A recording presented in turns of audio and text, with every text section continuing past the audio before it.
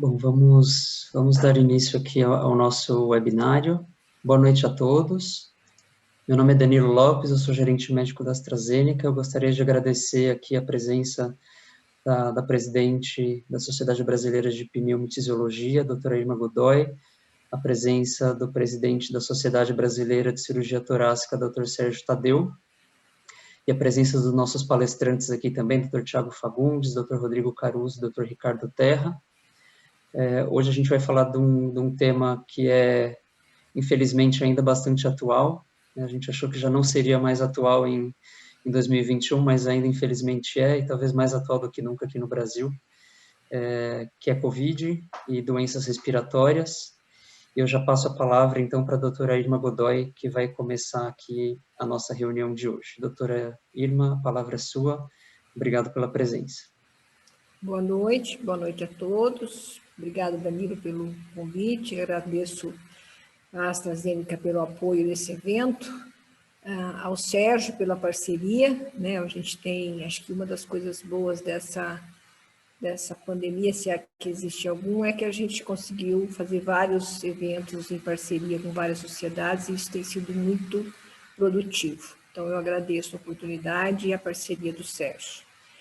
Eu acho que eu, como clínica, né, como pneumologista, eu sempre prezei muito, né, o interesse e a observação para o benefício de qualquer observação clínica, para que a gente não caia sempre num comportamento automático, né? Se a gente não valoriza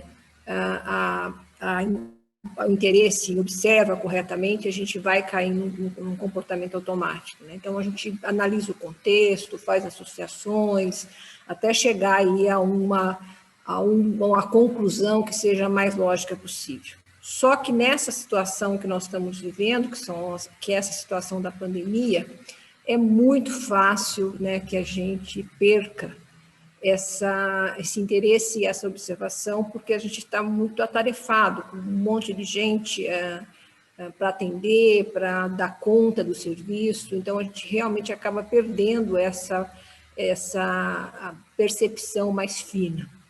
Então, eu acho que esse evento vem num momento bastante importante, porque reavaliar, né, aquelas situações clínicas importantes de uma outra perspectiva, num outro momento, né, e aprender com essa com essa reavaliação, é uma forma de aprimorar o nosso comportamento clínico, né? Então, essa é uma oportunidade que nós estamos tendo de reavaliar uma série de coisas, e acho que vamos ter ainda mais para frente muitas outras oportunidades de fazer isso.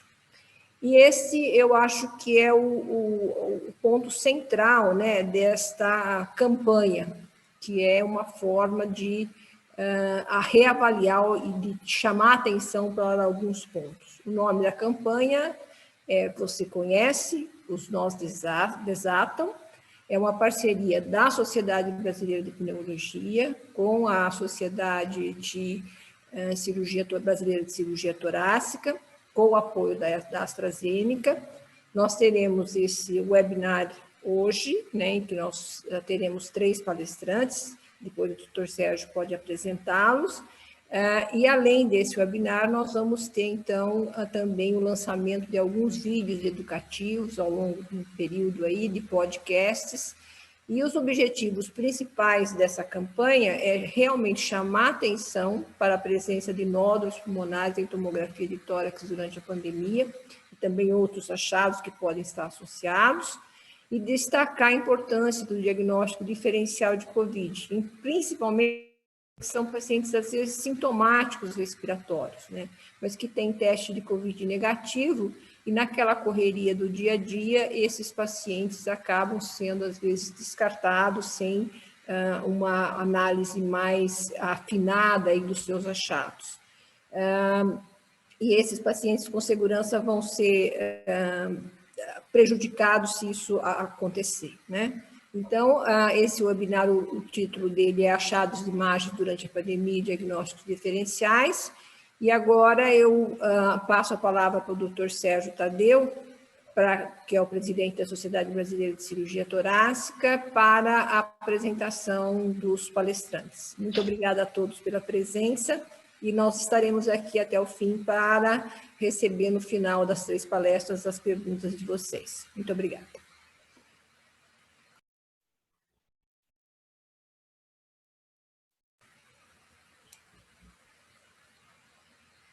Doutor Sérgio, está aí? Deu, tá mudo. Bom, boa noite a todos. É um prazer muito grande estar aqui ao lado de doutora Ema e todos os palestrantes, doutor Ricardo Terra, doutor Tiago, doutor Rodrigo.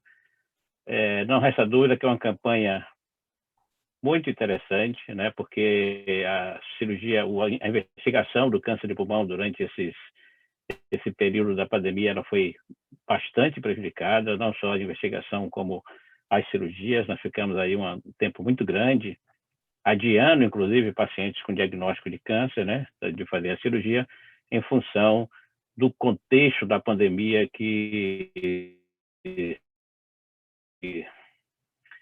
todos nós conhecemos muito bem. E, sem dúvida nenhuma, isso faz com que a gente tenha, né, essa preocupação com os pacientes que venham a ser descobertos com câncer de pulmão, ou não só câncer, mas outra patologia, uma expressão de câncer de pulmão, que termina a investigação do COVID, tornando num rastreamento pulmonar, no screening, né? De uma forma ou outra, termina descobrindo muita doença que provavelmente não seria descoberta no curto prazo. E essa web, ela é importante por vir chamar a atenção por isso. É uma iniciativa muito boa da AstraZeneca, que reuniu radiologistas, pneumologistas, cirurgiões torácicos e tudo. E um fato interessante que a gente muitas vezes não se apercebe, mas que também essa pandemia de alguma forma veio contribuir, são os pacientes de screening, né? Que esses pacientes que vinham investigando nódulos pulmonares e num percentual não tão significativo, mas num percentual expressivo, se descobriu que o paciente tinha COVID. Então, essa investigação, ela teve os dois lados. Tem o lado dos pacientes que são suspeitos de COVID e vão fazer a tomografia e termina descobrindo a neoplasia, e tem também, que a gente não se fala muito, mas é uma realidade, os pacientes que não são completamente assintomáticos e que, de alguma forma, vinham sendo acompanhados em algum tipo de rastreamento, e que também foi descoberto o COVID, né? Isso é uma coisa interessante que depois eu gostaria até que um dos palestrantes falasse um pouco sobre isso e a importância disso nesse contexto. Mas para brilhantar essa nossa noite, vamos iniciar convidando o doutor Tiago, que é o pneumologista do Hospital Universitário Alcide Carneiro de João Pessoa. João Pessoa, diga-se de passagem, né, a Paraíba é um dos lugares onde o COVID foi mais bem combatido, né, pela política da Secretaria de Saúde lá, que eu conheço de perto, e com resultados fantásticos. E ele vai nos falar sobre o papel do pneumologista no diagnóstico diferencial da COVID e doenças respiratórias. Tiago, fique à vontade, o microfone é seu. Boa noite, doutor Sérgio, doutora Irma, doutor Ricardo Terra, doutor Rodrigo Caruso. Para mim é um prazer imenso, né, participar junto com todos vocês aí dessa apresentação. Eu vou partilhar agora a minha tela com vocês. Eu espero que todos já estejam vendo.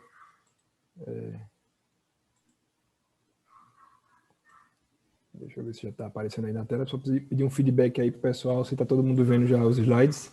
Está aparecendo sim, Thiago. Ótimo. Então, Okay. A minha apresentação cabe para falar sobre o papel do pneumologista no diagnóstico diferencial da COVID com as demais doenças respiratórias crônicas, né?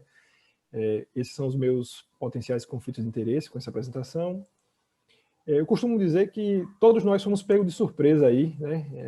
No final de 2019, com essa pneumonia que surgiu lá em Wuhan, né? Parecia tão distante na China, mas que em tão pouco tempo, né? Em fevereiro de 2020, ela já atingia o Brasil e logo nos primeiros meses de março, quando a gente estava começando a entender aqui no Brasil como era essa doença, a gente recebeu aí o status da pandemia global, né?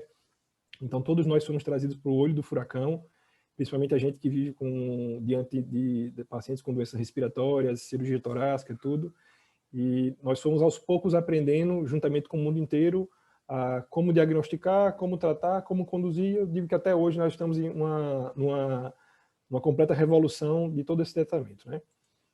E isso foi bem interessante, porque a doença até então, quando era na China, devido à língua difícil, acesso, a gente tinha poucas informações, hoje não chegava para a gente com tanta clareza.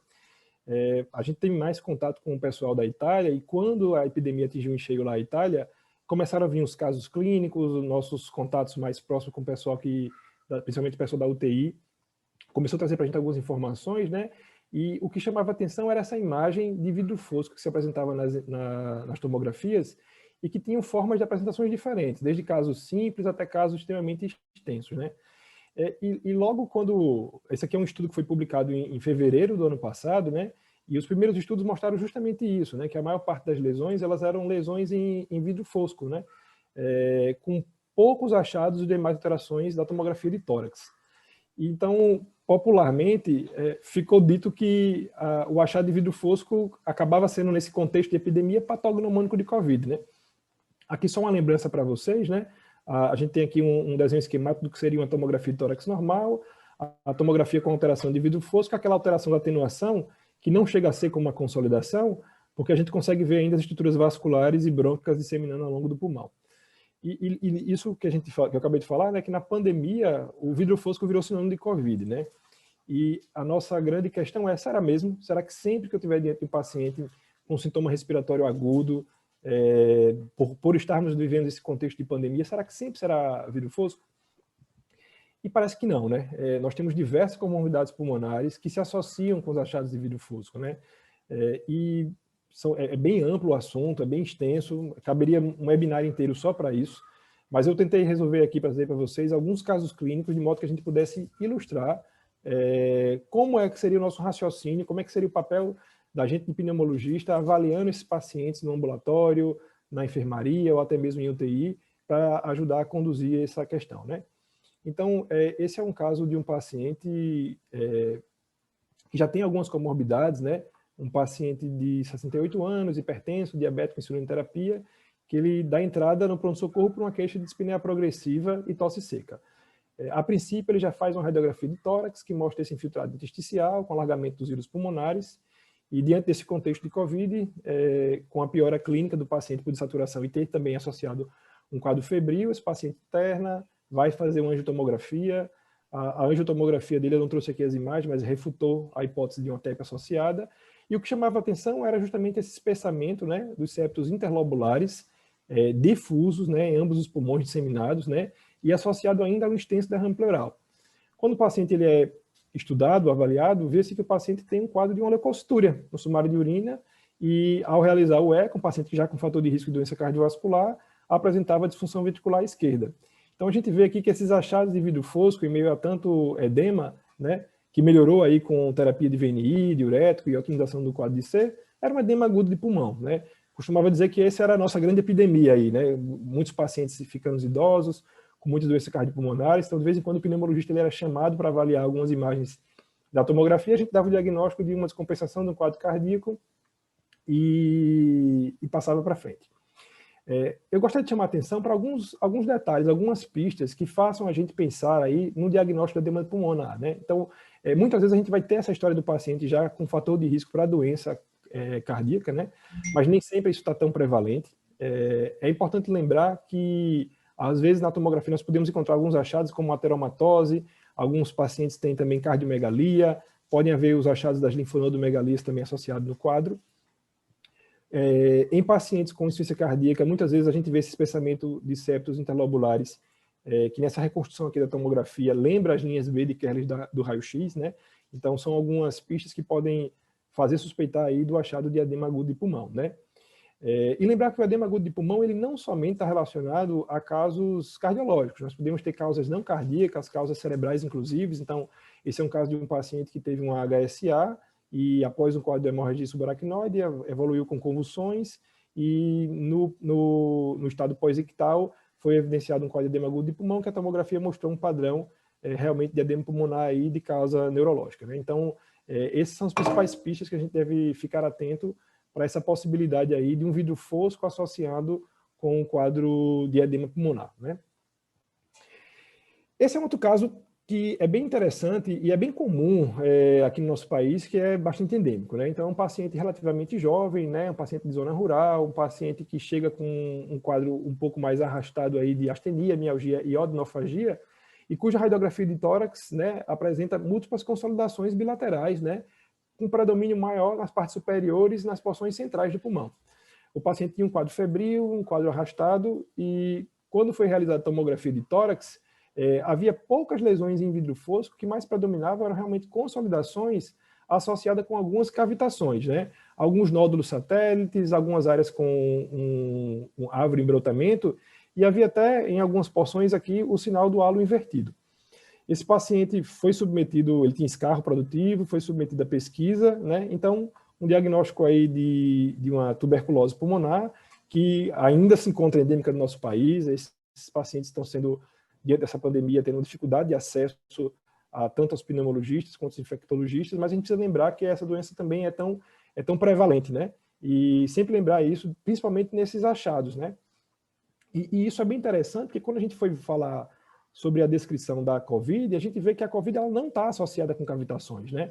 A gente não vê a COVID associada com linfodenegalias, com derrame pleural. Então, um achado de um quadro clínico associado com essas alterações aqui da tomografia, ela fala mais a favor de alterações realmente de infecções do tipo bacterianas, né? Então, o achado de árvore de brontamento, isso deve chamar a atenção.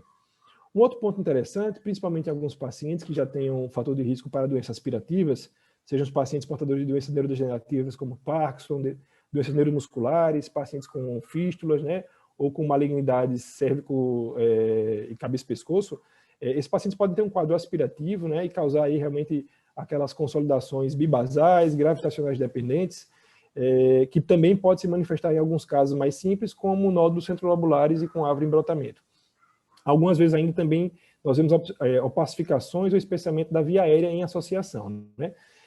E de modo bastante semelhante à COVID, que leva até um diagnóstico diferencial bem intenso, né? A própria pneumonia típica por clamídia, né? É uma pneumonia que ela acaba sendo mais comum em indivíduos jovens, mas que tem sim, assim como a COVID, um vidro fosco esparso, bilateral muitas vezes, e algumas vezes até formando áreas de consolidação. Então, ficar atento para essas outras possibilidades diante de um quadro negativo na pesquisa da COVID. Esse é um caso também muito interessante, né? Essa era uma paciente que era técnica de enfermagem, ela teve um quadro viral na família, que começou com sua filha de 12 anos, um quadro dela e da filha de coriza, febre, calafrios e diarreia. A paciente dá entrada no pronto-socorro com tosse, com dispneia, é feita uma tomografia de tórax pensando realmente em rastrear avaliações de COVID. E o que chama atenção foi que num quadro já com poucos dias, a paciente tinha, além das consolidações, né, periféricas, uma área de mosaico, né, associada com essas lesões de vidro fosco. Essa paciente, de cara, até por ser da área de saúde, foi pensado em um quadro de COVID, porém, o que chamou atenção foi a pesquisa de COVID negativa, os escarros dela também negativo, essa paciente evoluiu mal, precisou ser entubada, e foi feito um lavado broncoalveolar, e quando foi coletado o painel viral, um painel viral dela veio positivo para o rinovírus humano, né? Então, lembrar que essa é uma outra possibilidade, né? As outras pneumonias virais, elas têm um quadro clínico que pode muito se assemelhar com a COVID, né? Muitas vezes o diagnóstico acaba sendo de exclusão ou quando associado aí com a pesquisa realmente do PCR em tempo real para um amplo painel viral. A principal diferença diagnóstica da COVID em si com as outras pneumonias virais, então, por exemplo, com relação à influenza, o influenza ele pode apresentar essa característica nodular. E, de um modo geral, ele acaba formando mais nódulos do que a COVID simples. A COVID pode também apresentar nódulos pulmonares, mas não é a apresentação mais usual da COVID. No caso do vírus essencial respiratório, por exemplo, a gente vê esse padrão de disseminação de árvore em brotamento, né? Que também é um outro padrão que não é tão comumente associado com a COVID, né? Outro ponto que a gente precisa chamar a atenção, principalmente para aqueles pacientes imunossuprimidos, os transplantados, sejam renais, fígado ou até mesmo de pulmão, nos centros maiores onde tem isso, né? A infecção oportunista por citomegalovírus, que tem um quadro clínico que costuma ser também extremamente agressivo, que pode levar a vidro foscos difusos, né? Mas costuma também a formar alguma consolidação tipo pavimentação em mosaico, né? Então, são alguns achados de pista diagnóstica que nós devemos pensar para quadros virais que também levem a síndrome respiratória aguda grave. Eu gostaria desse caso aqui chamar a atenção para um paciente que é relativamente jovem, um paciente que tem um quadro clínico que é um pouco mais arrastado. Então, acho que isso chamaria de cara, do ponto de vista clínico para nós, a diferença do COVID. Né? Um paciente que vinha com um quadro arrastado de febre, de dispneia já há 3 semanas, vinha fazendo acompanhamento por telemedicina, não tinha melhora clínica, acabou evoluindo o quadro com gravidade, ele precisou internar por um quadro de hipoxemia, e na internação dele chamou a atenção tanto a linfopenia como os marcadores inflamatórios elevados. Na radiografia de tórax, a gente tem se infiltrado aqui na região mais proeminente, nas regiões perilares, predominando os lobos superiores, e quando a gente vê a tomografia ela mostra esse padrão de vidro fosco difuso, né? Mas já com alguns cistos pulmonares mais dispersos aí nos campos predominantemente superiores do que nos inferiores, e ele tinha tido um acesso de tosse, uma dor torácica que acabou evoluindo aqui com um pequeno pneumotórax, até um pouco encistado. Esse paciente acabou recebendo um diagnóstico de uma pneumocistose. Esse paciente ele teve um diagnóstico sorológico positivo para HIV, ele abriu o quadro de HIV com a pneumociste gerovese, com a infecção, foi submetido então a lavado broncoalveolar, cujo resultado veio positivo realmente para a pesquisa da pneumocistose. E esse é um desafio diagnóstico, né? Dar o diagnóstico de pneumocistose, muitas vezes ela pode confundir realmente com o paciente com a COVID, né?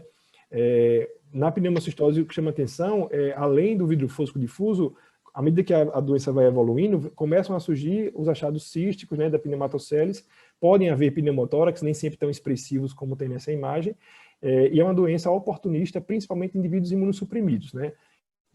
A gente vê isso principalmente nos pacientes HIV positivos na fase AIDS ainda não controlada, mas muitas vezes também encontramos alguns pacientes submetidos aí à quimioterapia, principalmente na terapia oncológica hematológica, onde eles recebem imunossupressão aguda bastante intensa. Começando entrando então nessa área, a gente tem esse quadro clínico, foi de um paciente nosso da universidade, uma paciente jovem, uma paciente que não tinha nenhuma comorbidade, uma paciente não tabagista, uma paciente que vinha também com quadro crônico progressivo de dispneia aos esforços, de tosse seca. Infelizmente eu não tenho uma imagem da radiografia dela, que eu tenho um achado do prontuário que mostrava que na radiografia ela já vinha para consulta com um infiltrado intersticial difuso na radiografia, né? Realmente ambos os pulmões, de ápice à base. Essa paciente, ela piorou o quadro clínico, procurou uma UPA. Na UPA, ela foi encaminhada para a UTI COVID do Hospital Universitário, onde mostrava justamente essa imagem aqui, né? Onde a gente vê vidros foscos difusos, né? Também de ápice à base, com diversas áreas de consolidações, principalmente nas bases pulmonares, associado a uma extensa quantidade de cistos, de forma, inclusive, assimétrica. Essa paciente também foi investigada amplamente com relação a COVID, né? Toda investigação, tanto com RT-PCR, sorologias, ela negava contato com qualquer portador, ela recebeu a alta da UTI COVID para a UTI geral, com refutada a hipótese de COVID.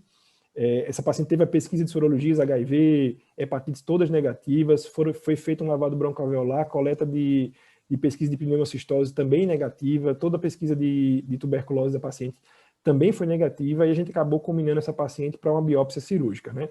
E qual foi a nossa surpresa nessa paciente tão jovem, não tabagista, o diagnóstico de adenocarcinoma pulmonar em crescimento lipídico, uma paciente que teve uma agressividade muito grande nessa forma de apresentação clínica. Essa paciente recebeu o diagnóstico, ela conseguiu receber alta do hospital, da UTI clínica para a enfermaria e posteriormente para casa, onde ela está seguindo aí o tratamento ambulatorial. Então, ficar atento para essas formas não usuais de apresentação, né? Principalmente o que chamava atenção para esse caso para a gente foi o achado de não compatibilidade com a COVID, uma doença extremamente agressiva, né? E disseminando aí sobre os pulmões. Então, esse padrão de adenocarcinoma em crescimento lipídico, ele pode ter algumas lesões em vidro fosco que em algumas situações podem realmente confundir um quadro de COVID. E agora falando de uma paciente que já tem um diagnóstico de adenocarcinoma de pulmão, essa paciente ela tem um adenocarcinoma que ela é tratada ambulatorialmente, com oncologista, ela procura a clínica simplesmente para receber as infusões. Essa paciente, na consulta com o oncologista, ela referia uma dispneia, uma queda do estado geral, e durante a consulta foi vista de saturação, a paciente foi encaminhada para o hospital, né, onde realmente na internação dela ficou configurada a hipoxemia, A paciente estava com sintomas atípicos, porém, diante do contexto de pandemia, ela internou com suspeita de COVID. Essa foi a tomografia dela que mostrava esse vidro fosco bilateral, mas já chamava atenção esse predomínio dele nos lobos inferiores, né, já bem difusos, amplos, e também com derrame pleural assimétrico, né, mais intenso aí à esquerda. Essa paciente teve também um COVID refutado com o RT-PCR negativo. A paciente foi amplamente investigada para infecções oportunistas e não foi dado o diagnóstico de nenhuma infecção oportunista, não tinha alterações suscetíveis de pneumonia. Foi feita avaliação cardiológica também, a paciente não tinha nenhuma alteração no eco que justificasse nem tanto derrame pleural, nem tanto esse quadro de vidro fosco, e uma investigação clínica e laboratorial para reumatograma, ela não tinha nenhum sintoma de colagenose. Essa paciente era uma paciente que fazia o uso do gefitinib. Foi levantada, então, a possibilidade da toxicidade pulmonar pelo gefitinib. A droga foi suspensa, a paciente recebeu um curso de corticoterapia e apresentou melhora clínica, né? Então, o diagnóstico final, que é um diagnóstico de exclusão, realmente ficou como a toxicidade pulmonar pelo quimioterápico. A gente sabe que a toxicidade pulmonar induzida por drogas, ela é cada vez mais prevalente, né? Nós temos uma ampla gama de medicamentos que vem surgindo ao longo da literatura, novos quimioterápicos nesse contexto aí de oncologia, principalmente atualmente a imunoterapia bastante prevalente, então cada vez mais a gente vê essas drogas sendo mais utilizadas, novos padrões, né? Não existe nenhum padrão de imagem que seja específico para a pneumotoxicidade por droga. A gente costuma dizer que o padrão é não ter nenhum padrão típico. Nós temos vários padrões de doenças intersticiais que podem se manifestar. E uma dica que a gente sempre dá é lembrar que esse diagnóstico de toxicidade por droga, ele é um diagnóstico de exclusão, mas tem que ser pensado e procurar exatamente quais são os medicamentos que o paciente usa. E o site Pneumotox é um site produzido por um francês, na Universidade da França, que nos auxilia aí a levantar todo o histórico de algumas drogas e de relato da literatura associada aí a esses medicamentos, né? Então, eu queria falar um pouquinho aí a respeito dessa situação da pneumotoxicidade por droga. Eu acabei de falar para vocês que são diversos padrões, eles podem simular, inclusive, doenças como colagenose. Então, a gente vê aqui o padrão de doença de pneumonia intersticial não específica, que é um padrão radiológico que a gente vê mais prevalentemente nos pacientes com colagenose, tais como lúpus, tais como artrite reumatoide, que é um infiltrado pulmonar que predomina mais nos lobos inferiores, que está associado a essa preservação da linha subpleural, né, o que a gente chama de subpleural sparing, e que nas fases mais crônicas podem se associar a tanto a bronquiectasias de tração quanto ao faveolamento, né? Esse é um padrão de imagem que a gente vem acontecendo também em alguns pacientes, então, mesmo pacientes oncológicos, né? Então, esse caso aqui é o caso de uma paciente que era câncer de mama e que fazia o uso de doxorubicina, e que também na investigação ficou com um padrão de NSAP associado aí à quimioterapia, né? Um outro padrão que a gente também vê como toxicidade pulmonar é o da pneumonia criptogênica, né, em organização. Então, também uma doença mais comum nos pacientes portadores de linfoma, pacientes portadores de imunossupressões, de doenças inflamatórias crônicas. O que chama atenção na antiga BUP, né, como nós costumávamos chamar, é o achado desse infiltrado perilobular, né, muitas vezes de acometimento subpleural, algumas vezes migratórios, né, e algumas vezes também associado ali ao sinal do atol, né, ou sinal do halo também presente. Também lembrar que esse é um tipo de padrão de imagem nós encontramos tanto na COVID quanto nas toxicidades pulmonares por drogas. Com relação à pneumonia de hipersensibilidade, né, a gente sempre lembra aí da pesquisar mofo, pesquisar exposição a pássaro, pesquisar aí exposição a outros irritantes aeropulmonares, né? Nem sempre a gente vai encontrar esse quadro tão claro na literatura. A gente sabe que o que vai caracterizar a doença vai depender se a fase ela é aguda, onde nós vemos mais lesões em micronódulos e vidro foscos centrolobulares disseminados pelos pulmões. Porém, nas fases mais avançadas, nós vemos esse padrão, né, que é o padrão de red cheese, né, ou padrão de mosaico, nós vemos áreas de aprisionamento aéreo associada com áreas de vidro foscos e espessamentos septais.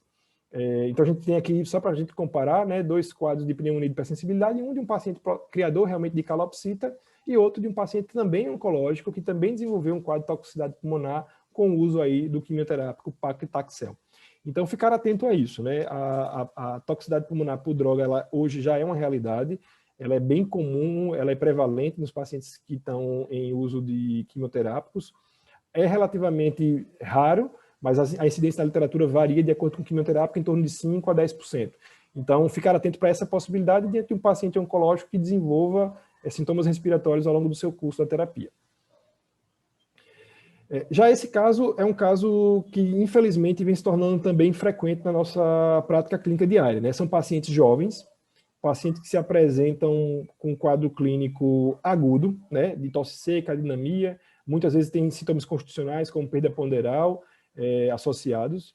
O paciente que chega com esse infiltrado de vidro fosco, geralmente bilateral e simétrico, e que quando a gente vai aprofundar as imagens, o que mais nos chama a atenção é também a presença do subpleural sparing, acompanhado de vidro fosco coalescente, muitas vezes, nas regiões predominantemente dos lobos superiores. O paciente, pela prevalência de doenças infecciosas, ele é estudado com relação à infecção, não é identificado nada, e muitas vezes somente no final, depois de alguns dias de internação, ele confessa para a gente que teve aí um abuso do cigarro eletrônico, né? A gente sabe que essa é uma estratégia que a indústria do tabaco vem utilizando para disseminar o uso do tabaco nas populações mais jovens, e cada vez mais está sendo diagnosticada, nem sempre tão grave como nesse caso, muitas vezes com vidro foscos mais difusos ou localizados perifericamente, né? O que a gente chama aí do EVALI, a lesão pulmonar induzida pelo cigarro eletrônico.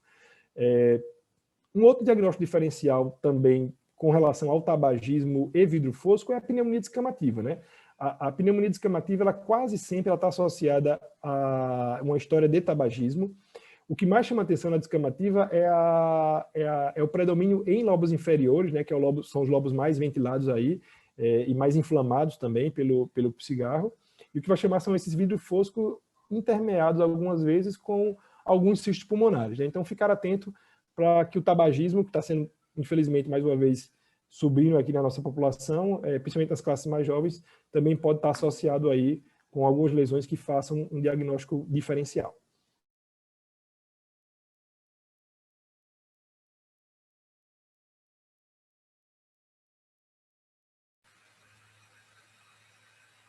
Perdemos o Tiago?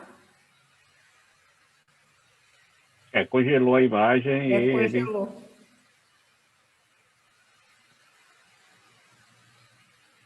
Dá um minutinho, ver se ele consegue voltar, senão a gente passa para a seguinte, depois ele completa, se precisar.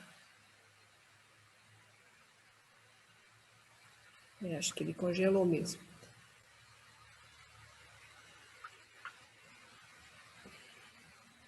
Tiago, você voltou? Você tinha terminado? Eu não sei onde vocês viram. Nós vimos aquele... o último slide depois do tabagismo. Então já está nesse... Deixa eu compartilhar novamente aqui a tela. Eu já estou finalizando já. Tá. Acho que já era esse slide aqui, correto? O anterior, eu acho. Então, deixa eu anotar aqui. Esse aqui? Isso. Então, joia. Eu estava falando aqui, esse slide eu estava basicamente falando a respeito não somente da EVALI, mas também da pneumonia descamativa, né? Que quase sempre a gente tem essa associação com a história do tabagismo. O que eu chamava atenção para a gente pensar na descamativa é o achado do predomínio dos vidros foscos nos lobos inferiores e muitas vezes entremeados com alguns cistos aí presentes, né? E para concluir a minha fala, eu só gostaria de chamar a atenção para todos nós que quando nós ficarmos diante de um achado de um vidro fosco na tomografia, que nós não simplesmente focássemos apenas na tomografia, né? Que nós voltássemos atrás um pouco. Muitas vezes o pneumologista e o cirurgião ele é chamado para vir ver aqui por um colega essa tomografia, e às vezes a gente acaba não tendo acesso a todas as informações do paciente.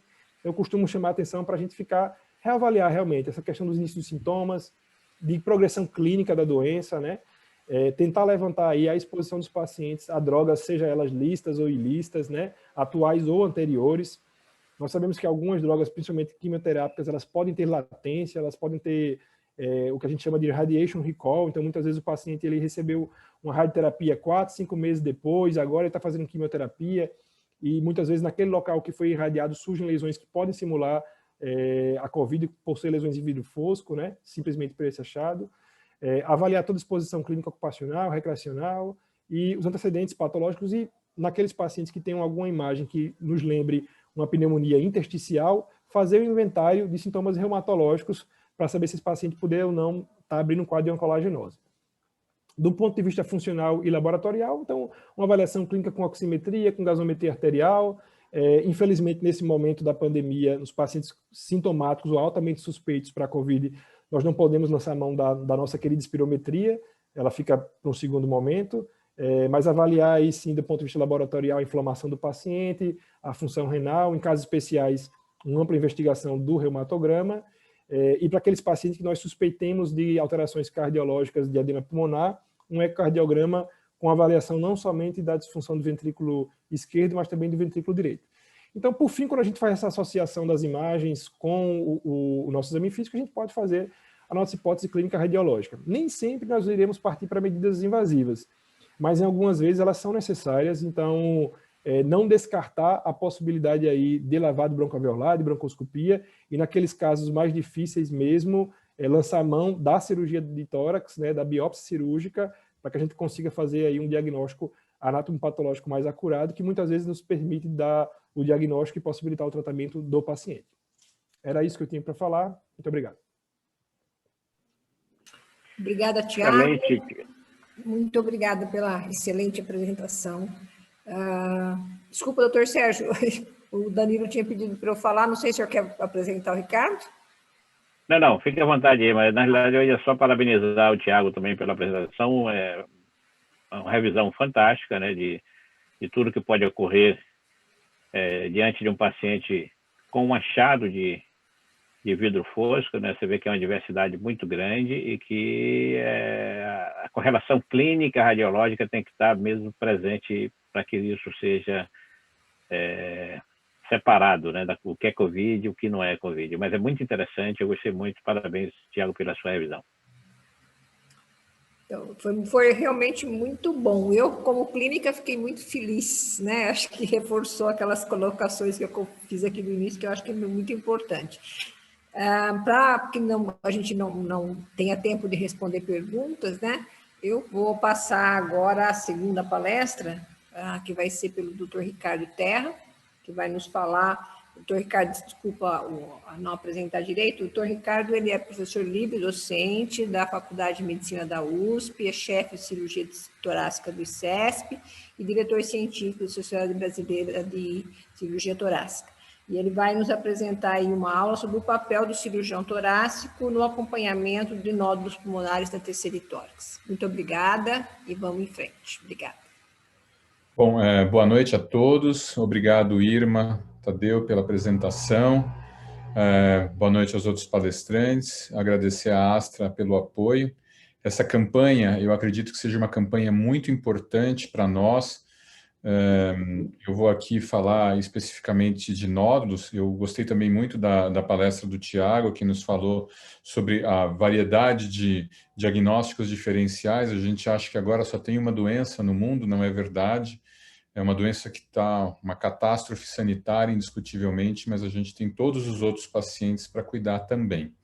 E eu acho que essa palestra agora, ela vai ser voltada mais, obviamente, para o câncer de pulmão, no contexto de nódulos pulmonares, e que sofreu bastante durante esse último ano. E eu vou colocar um pouco disso aqui. Deixa eu só passar a minha tela aqui. Esse aqui, então, são meus potenciais conflitos de interesse. Eu vou começar com um caso que eu acompanhei, que é um homem de 72 anos.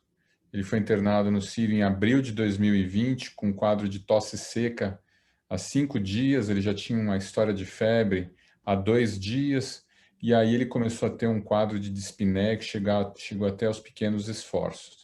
Ele já tinha de antecedentes, ele era um ex-tabagista, 60 anos maço, tinha parado há 10 anos, hipertenso, fazia uso de uma série aí de medicamentos antihipertensivos. Essa aqui é a tomografia desse paciente à entrada, a gente já vê as imagens em vidro fosco, o Tiago já nos mostrou algumas, essa aqui poderia até ser algumas das que ele mostrou, em que a gente vê essa imagem, então, acometendo vários segmentos, vários lobos, e esse paciente acabou sendo testado para COVID, que veio com PCR positivo, ele acabou sendo internado, e ele não chegou aí para o UTI, compensou com alguns dias de observação, e após 8 dias esse paciente foi para casa. Agora, essa tomografia tem um detalhe, que não sei se todos conseguiram ver, mas tinha uma imagem ali.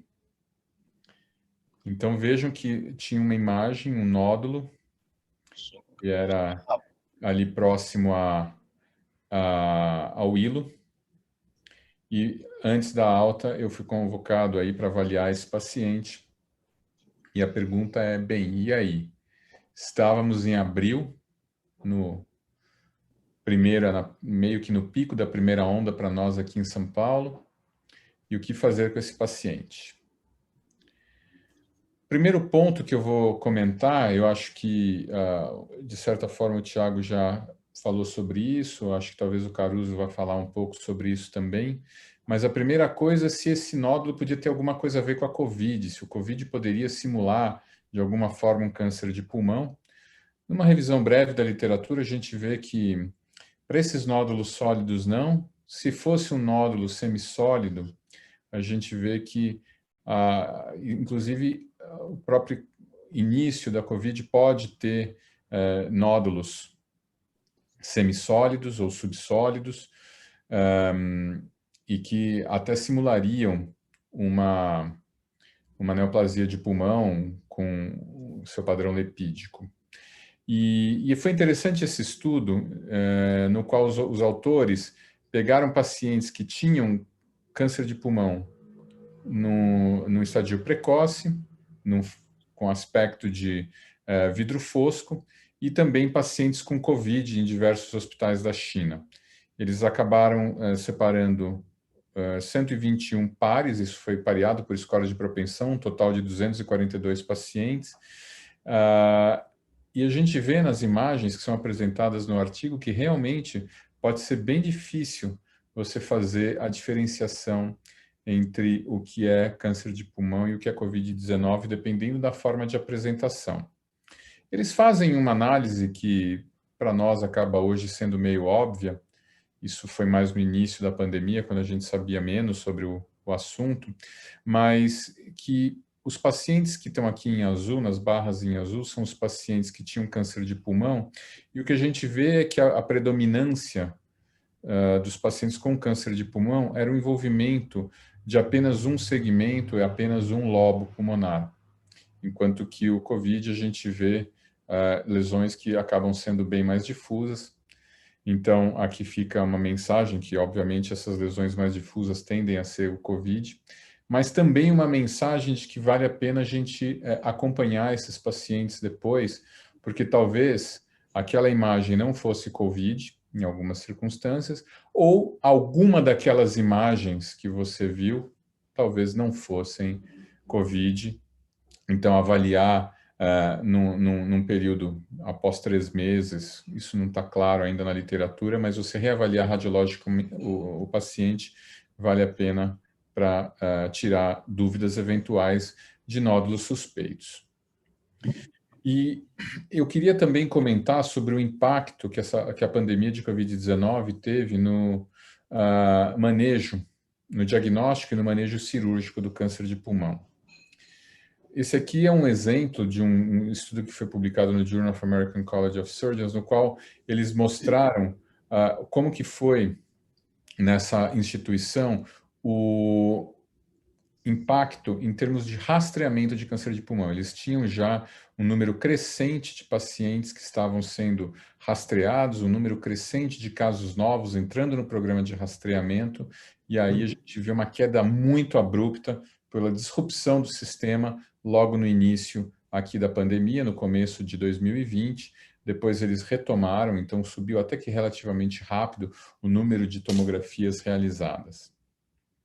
Quando a gente olha, eu sei que é um slide poluído, mas eu quero só marcar dois detalhes desse slide. Isso aqui foi uma enquete que a Sociedade Europeia de Cirurgia Torácica fez entre os seus associados perguntando qual teria sido o impacto nos seus serviços, e a gente vê que o impacto foi bastante profundo nos métodos diagnósticos do câncer de pulmão. Então, a gente olha aqui, nesse gráfico, que 32% dos serviços ficaram com as suas metodologias endobrônquicas ou foram bastante atrasadas ou ficaram indisponíveis completamente.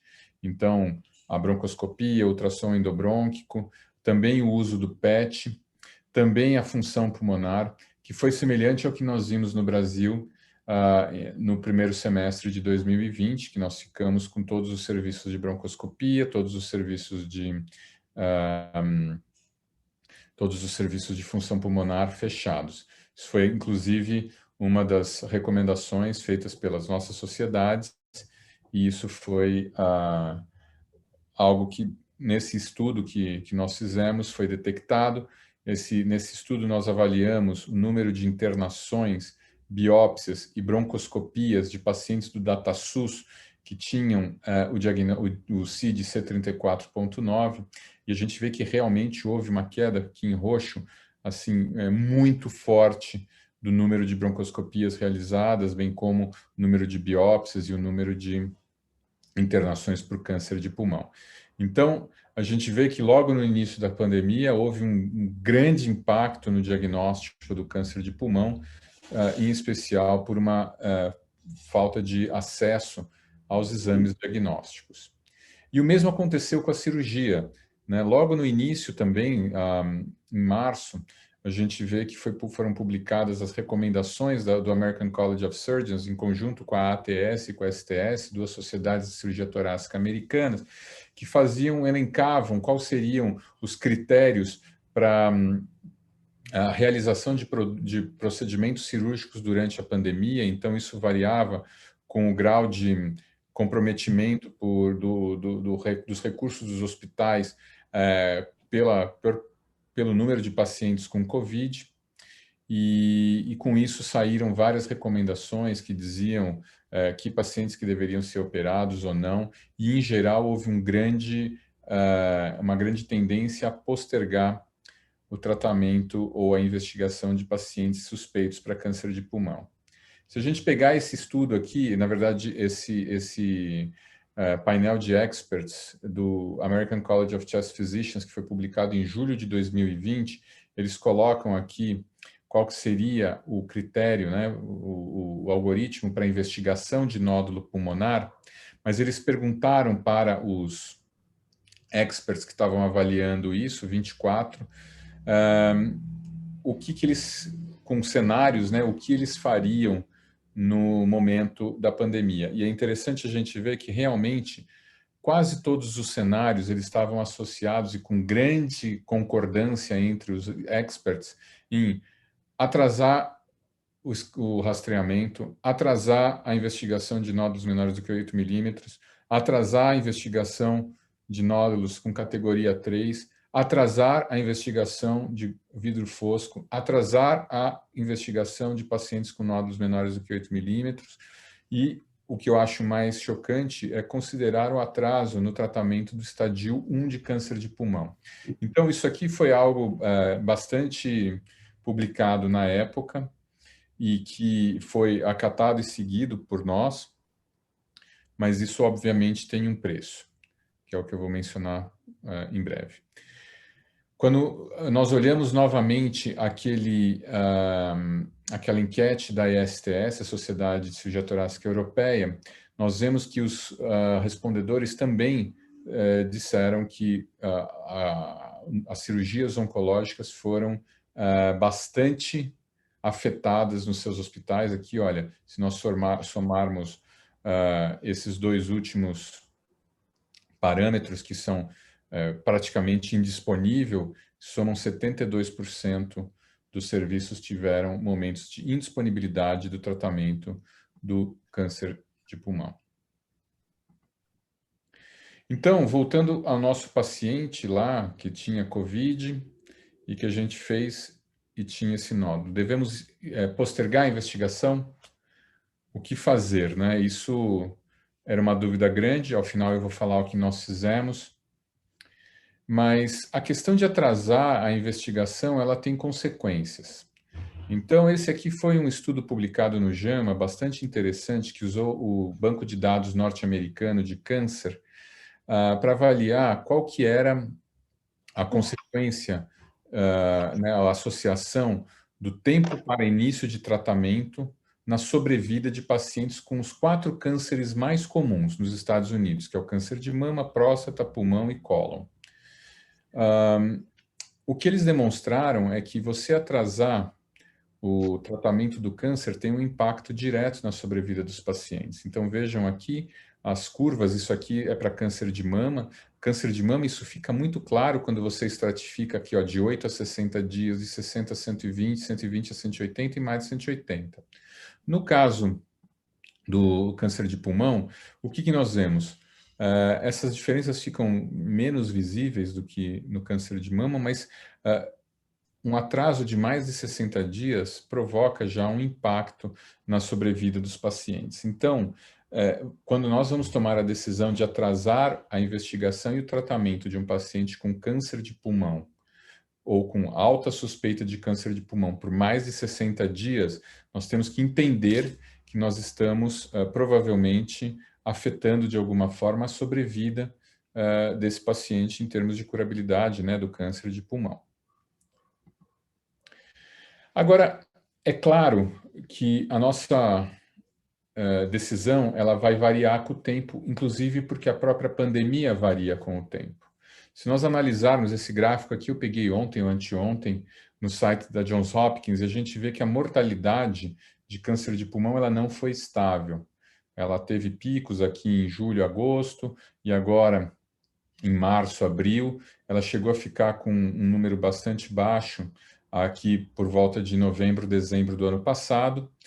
Então, isso também reflete o que aconteceu com os serviços. Os serviços, eles ficaram momentos com um maior número de pacientes com vírus, ou seja, com uma maior circulação na sociedade do vírus, e também com uma maior, digamos, ameaça aos recursos do hospital, e momentos de menor, né? Então, por exemplo, aqui, a nossa decisão no auge aqui em julho, é provavelmente diferente de uma decisão que a gente tomasse em dezembro e diferente da decisão que tomaríamos agora em março. Então, eu acho que isso são conceitos que a gente tem que entender e eu acho que foram bem abordados nesse trabalho publicado. Ele ainda nem, na verdade, ele está em press, ele ainda não foi, não tem nem número, mas no Annals of Thoracic Surgery, em que os autores fizeram um modelo de análise de decisão, né, no qual eles tomaram como caso base um homem de 65 anos, tabagista, DPOC, com um nódulo de 2 centímetros altamente suspeito. E aí, para esse modelo de análise de decisão, eles colocaram 2 condutas. A conduta 1 era para operar agora, a conduta 2 era esperar 3 meses e operar em 3 meses. Então, vejam que aqui é a árvore decisória que eles construíram. E o que que eles acharam? Então, eu não sei se estão todos familiarizados com como funciona essa questão do modelo de análise de decisão, mas esse aqui é o gráfico clássico, que é um gráfico de 2 mãos, no qual a gente vai avaliar variáveis que mudam com o tempo. Então, vejam que aqui nós temos a probabilidade do desenvolvimento de COVID no pós-operatório, ou seja, se a gente tem muita COVID ao redor, a probabilidade vai ser maior. E aqui a probabilidade individual do paciente de morrer de COVID-19. Então, um paciente mais idoso, com múltiplas comorbidades, etc., estaria mais para esse lado aqui da curva. E um momento, como por exemplo foi março, estaria mais aqui para cima, nessa parte da curva. E aqui em vermelho a gente tomaria decisão com base, tomaria decisão por a ressecção imediata e em azul por atrasar a ressecção. Então, vejam que se nós estivermos no momento em que você tem menos circulação de vírus e com um paciente que tem uma probabilidade de morrer do vírus um pouco menor, não faz sentido você postergar o início da investigação desse paciente e muito menos o seu tratamento definitivo. Então, esse aqui é uma informação interessante que a gente tem que lembrar que o processo é dinâmico. Então, esse dinamismo ele deve ser considerado, mas já foi, inclusive, quantificado em modelos de análise de decisão como esse. Muito bom. E, além, obviamente, do início da investigação, né, aí a gente estaria falando de pacientes que podem ou não podem ter tido COVID. Nós estamos agora enfrentando uma outra situação que é operar, como no caso que eu apresentei no início, pacientes que já tiveram COVID, independentemente do tempo. O fato do paciente ter tido COVID interfere no resultado da nossa cirurgia, aumenta o risco da minha cirurgia. Então, esse estudo que foi feito pelo COVID Surgery Collaborative, esse aqui é um banco de dados internacional, nós inclusive no ICESP participamos, no qual eles estão recolhendo dados cirúrgicos de 160 hospitais pelo mundo todo, e o que a gente vê é que eles já conseguiram recolher um número muito grande de pacientes e avaliaram o número de pacientes que foram operados nesse período que não tinham COVID, não tiveram COVID, e o número de pacientes que foram operados após terem COVID.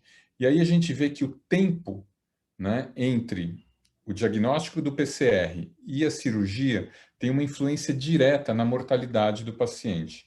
Então vejam aqui, a mortalidade mediana aqui dos 137 mil pacientes incluídos no banco, foi de mortalidade em 30 dias, foi de 1,4%. Se você considera os pacientes que tiveram COVID de 0 a 2 semanas, né, o PCR diagnóstico, e foram operados, essa mortalidade foi para 9%. E mesmo assim continua alto ao longo do tempo, 3 a 4 semanas, 6,9, 5 a 6 semanas, 5,5, e ela volta a ser, digamos, semelhante ao quem não foi infectado após 7 semanas. Quero ressaltar que teve aqui um estudo de pareamento desses pacientes, então foi levado em consideração aqui gravidade, urgências, então não é que, não, é porque aqui estão nos 0 a 2 semanas operaram porque era urgência, não, eles estão pareados os dois grupos. E o mesmo se observou para complicações pulmonares pós-operatórias. Então, basicamente, o que esse estudo nos coloca, e aqui a gente tem o modelo ajustado, é que o mais seguro seria, do momento do que o paciente tem um PCR positivo para a COVID, aguardar pelo menos 7 semanas para o início, ou para o tratamento cirúrgico.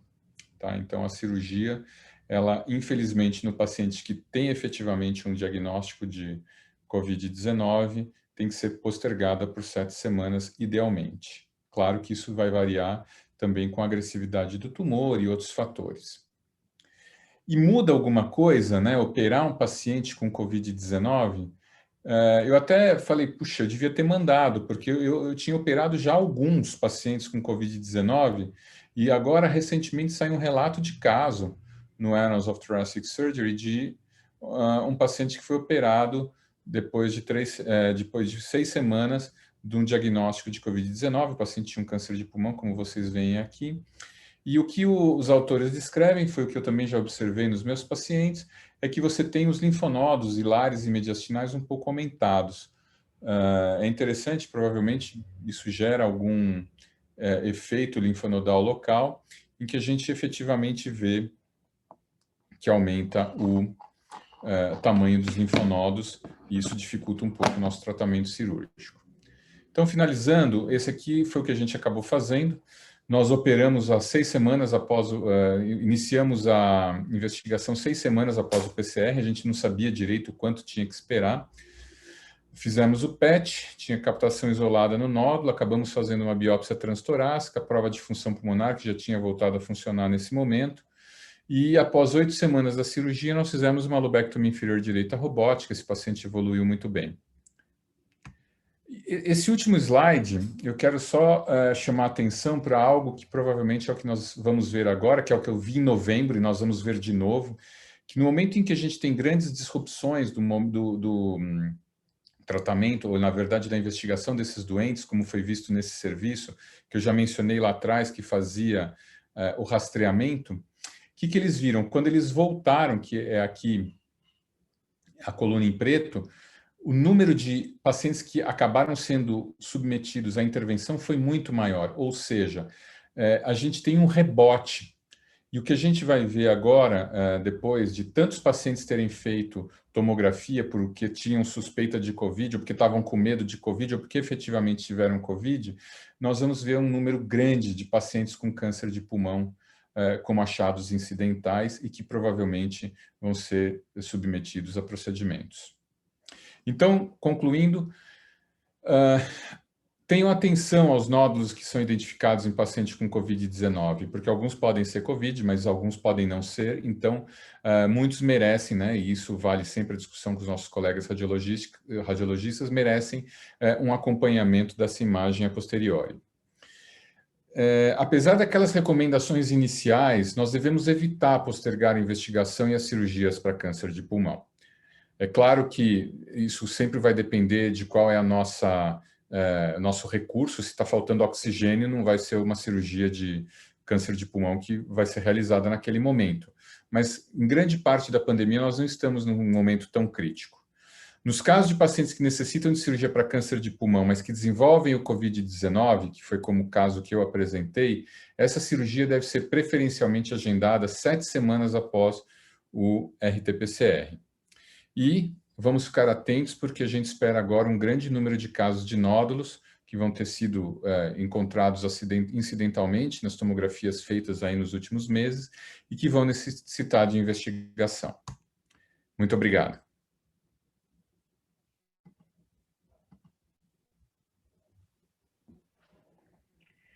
Excelente, Terra. Eu acho que o tempo nos fez aprender muito a doença e hoje, felizmente, nós temos já como tratar melhor esses pacientes. Você lembrou bem que no ano passado nós tivemos uma dificuldade muito grande de estudar esses pacientes e até manusear esses pacientes, porque o conhecimento da doença era muito pouco, né? O comportamento, como é que poderia ser manuseado esse paciente. Então, o fato foi que, de repente, o melhor é não manusear. Vamos todos afastar os pacientes e vamos correr o risco de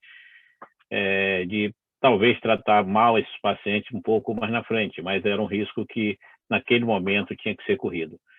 Esse trabalho último que você mostrou, eu achei muito interessante e muito importante, justamente porque nos traz o entendimento, né, que foi ganho com a pandemia.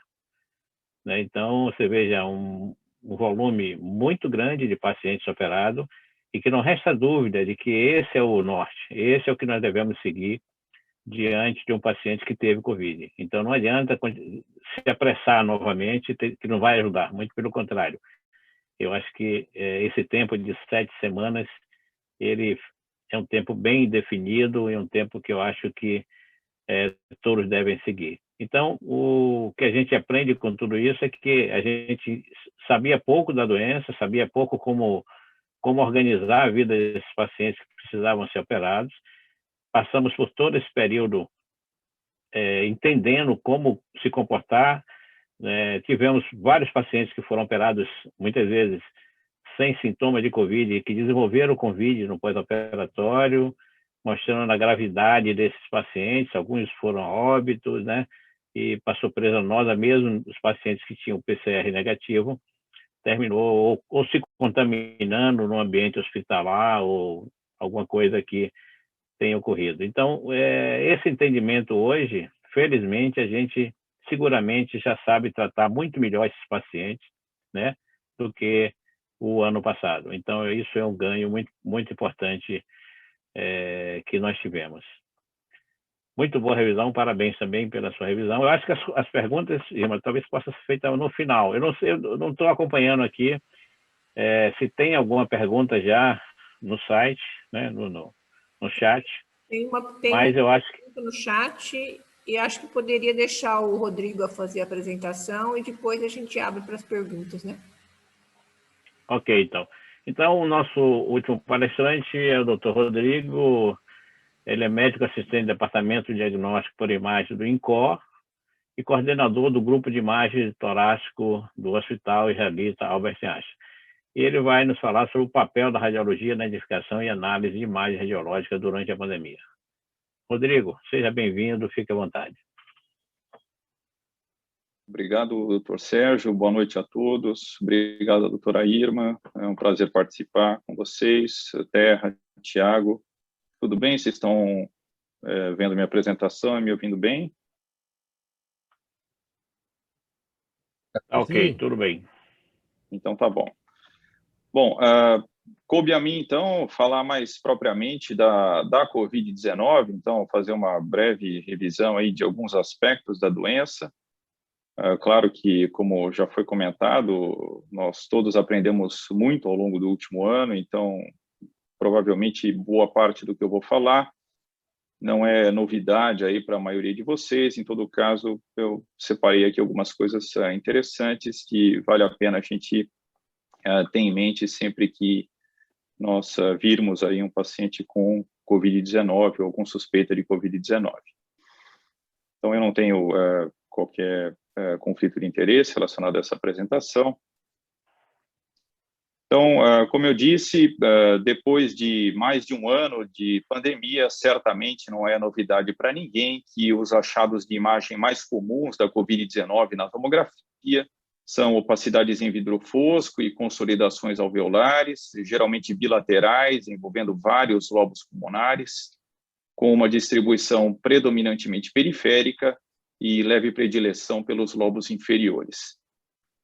Como já foi mencionado, nódulos sólidos, lesões escavadas e linfonodomegalias são raros na doença e, quando presentes, sugerem outros diagnósticos ou a possibilidade de co-infecção. Um ano atrás, lá no início da pandemia, foi publicado esse consenso do RSNA, endossado pela STR e pelo ACR, que discute bastante o papel do radiologista e do relatório tomográfico estruturado na Covid-19. Como justificativas para sua utilização, o relatório estruturado tem o potencial de ajudar os radiologistas a descrever os achados tomográficos da doença, atender à enorme demanda dentro de um tempo adequado, principalmente em um contexto de pronto atendimento, reduzir a variabilidade do relatório tomográfico através da utilização de um léxico comum e facilitar a compreensão do relatório pelos médicos solicitantes, possibilitando, assim, uma melhor integração das informações tomográficas na tomada de decisão clínica. Foram descritos 4 padrões tomográficos, chamados de típico, indeterminado, atípico e negativo.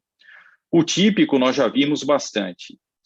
No indeterminado, as opacidades em vidro fosco podem ser bastante difusas, sem aquela característica distribuição mais periférica ou, às vezes, unilaterais.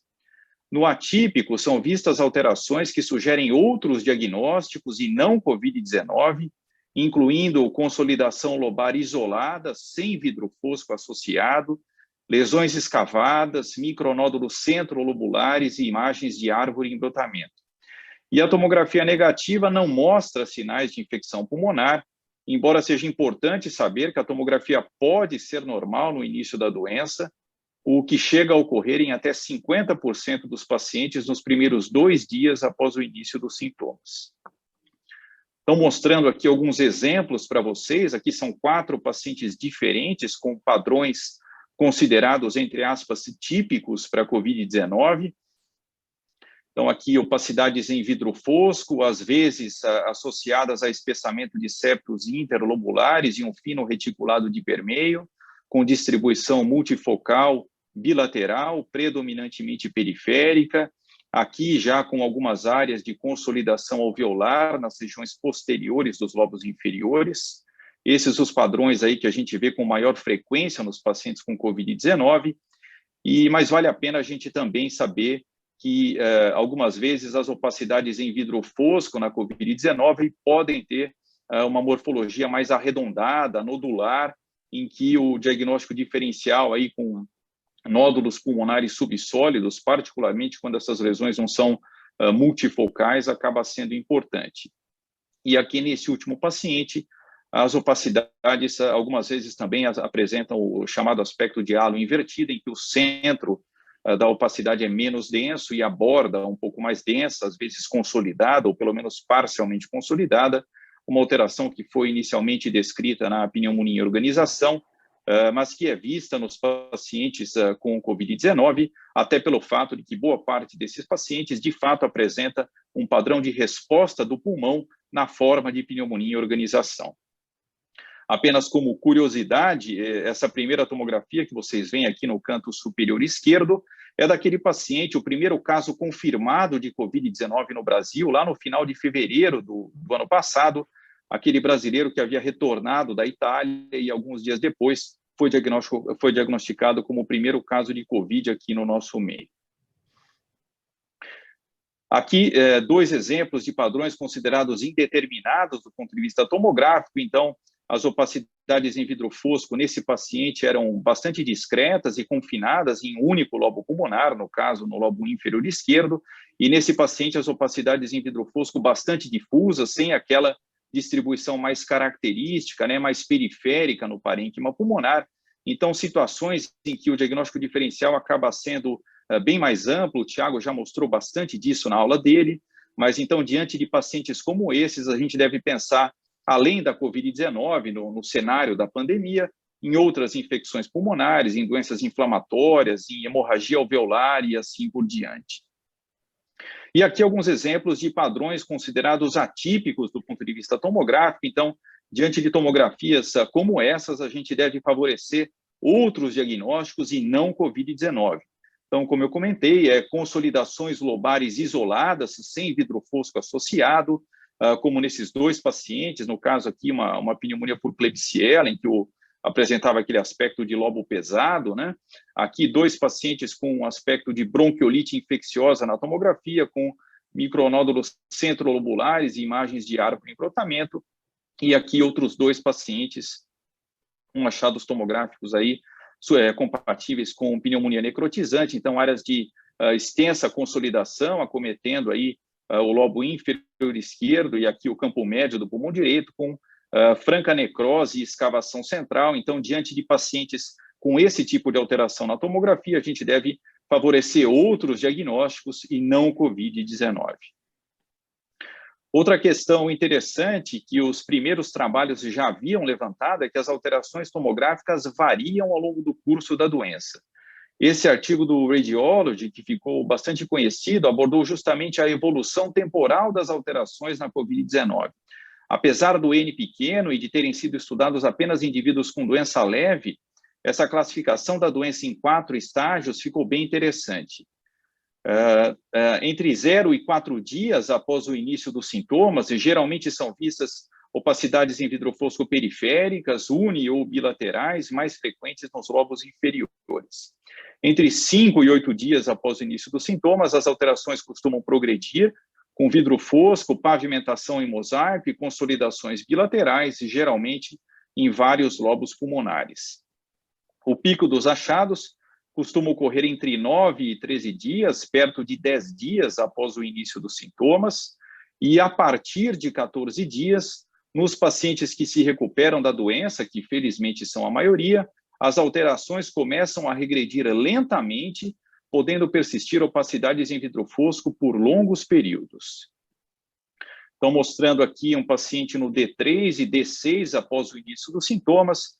Então, no início do quadro, algumas vezes as opacidades em vidro fosco podem ser discretas, né, isoladas em um único lobo pulmonar, mas vejam que depois de 3 dias, já no início aí da fase de progressão da doença, elas já assumiam aquele aspecto mais característico da doença, multifocal, bilateral, predominantemente periférico, bastante sugestivo de COVID-19, no cenário da pandemia, em que a probabilidade pré-teste é bastante elevada. Aqui outro paciente, essa aqui na verdade era uma mulher jovem, sem qualquer fator de risco, que no 6º dia aqui apresentava um acometimento pulmonar relativamente pequeno na tomografia. Ela foi dispensada, foi para casa e 5 dias após, ela retornou com uma piora clínica muito significativa e a tomografia também mostrava uma progressão muito importante da doença, né, com um acometimento bem mais extenso do parênquima pulmonar, vidro fosco, pavimentação em mosaico e áreas de consolidação alveolar, com a característica de distribuição mais periférica, multifocal, bilateral, envolvendo vários lobos pulmonares. Ela ficou alguns dias no hospital, na semi-intensiva, com o suporte de oxigênio, e felizmente evoluiu bem e foi dispensada aí, hoje ela se encontra aí em plenas condições. Aqui mostrando, então, um outro paciente no D13, então, no pico da doença, né, com opacidades em vidro fosco e consolidações alveolares extensas, bilaterais, acometendo amplamente aí o parênquima pulmonar, e aqui na fase de absorção da doença, né, mostrando um aspecto mais reticular das alterações, então as opacidades ficam um pouco mais irregulares, né? A gente vê, além do reticulado, opacidades lineares irregulares, né? Algumas bandas parenquimatosas, também um aspecto aqui, um padrão perilobular das alterações aqui, sugerindo, então, que esse paciente está evoluindo aí com uma resposta na forma de pneumonia e organização, na fase aí de absorção da pneumonia viral. Aqui nas reconstruções tridimensionais, a gente vê muito bem esse aspecto mais reticular aqui das alterações na fase aqui de absorção da pneumonia, mostrando, então, uma característica que a gente tem visto aí com muita frequência nesses pacientes. E aqui, um paciente que teve uma evolução pior, já desde o início, né, no terceiro dia após o início dos sintomas, ele já tinha bastante doença na tomografia, algo que a gente não vê com muita frequência, então já mostrava que provavelmente seria um paciente que evoluiria pior ao longo do quadro clínico, né? No D11, um padrão tomográfico aqui de dano alveolar difuso, acometendo aí amplamente o parênquima pulmonar bilateral, bastante vidro fosco, essas consolidações mais posteriores nos lobos inferiores, vejam aqui no D22, o acometimento extenso do parênquima pulmonar, alguns brônquios aí um pouquinho dilatados e irregulares, e o que a gente está começando a ver agora, aqui no caso, um segmento de 3 meses desse paciente, ele ficou internado em terapia intensiva por um longo período, ventilação mecânica e tudo mais, mas ele conseguiu se recuperar, teve alta do hospital, e vejam que a tomografia dele no segmento de 3 meses mostra alterações que sugerem aí algum grau de fibrose, então, pulmonar, né? Com essas opacidades reticulares, bandas parenquimatosas irregulares, uma certa distorção da arquitetura do parênquima e algumas bronquiectasias de tração. Isso a gente já está vendo também nos pacientes que estão voltando aí com 6 meses após a fase aguda, né? Os primeiros trabalhos estão sendo publicados, então, alguns trabalhos aí mostraram algo em torno aí de 1/3 dos pacientes, especialmente esses que tinham idade mais avançada, um quadro clínico mais grave na fase aguda, um padrão de dano alveolar difuso, internação em terapia intensiva, ventilação mecânica, são pacientes aí de risco para uma evolução com fibrose, ou pelo menos com alterações tomográficas que sugerem fibrose. A gente não sabe ao certo o quanto disso ainda será reversível, né? Então, talvez aí ao longo do tempo parte dessas alterações regrida, né? Existe um processo de reparação do parênquima pulmonar. Então, vamos aguardar aí os próximos meses, provavelmente aí várias publicações sairão a esse respeito e a gente aprenderá mais sobre esse assunto ao longo aí dos próximos meses. Importante recordar, então, as indicações da tomografia de tórax na COVID-19, essas são recomendações tanto do Colégio Brasileiro quanto do Colégio Americano de Radiologia. Então, a gente aprendeu aí que a tomografia não deve ser utilizada para o rastreamento da doença em indivíduos assintomáticos, mas que ela pode ser utilizada em pacientes com suspeita da doença, especialmente naqueles mais sintomáticos ou até em pacientes que tenham formas relativamente leves, porém com fatores de risco para uma evolução pior. A tomografia está indicada em pacientes sintomáticos hospitalizados e com critérios de maior gravidade, e ela está particularmente indicada na pesquisa de complicações da doença ou diagnósticos alternativos.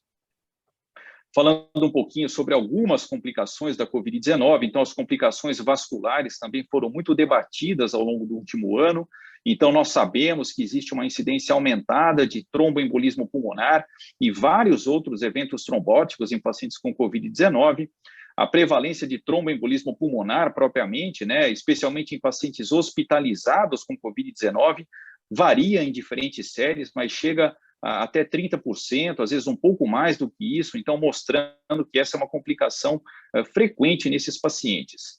De forma interessante, tanto na literatura quanto na nossa prática, a carga embólica desses pacientes geralmente não é muito grande. E o que a gente tem visto aí com muita frequência é um acometimento mais periférico. Então, existe um menor envolvimento de ramos proximais na COVID-19, e geralmente a gente encontra aí algumas poucas falhas de enchimento em ramos arteriais segmentares e subsegmentares.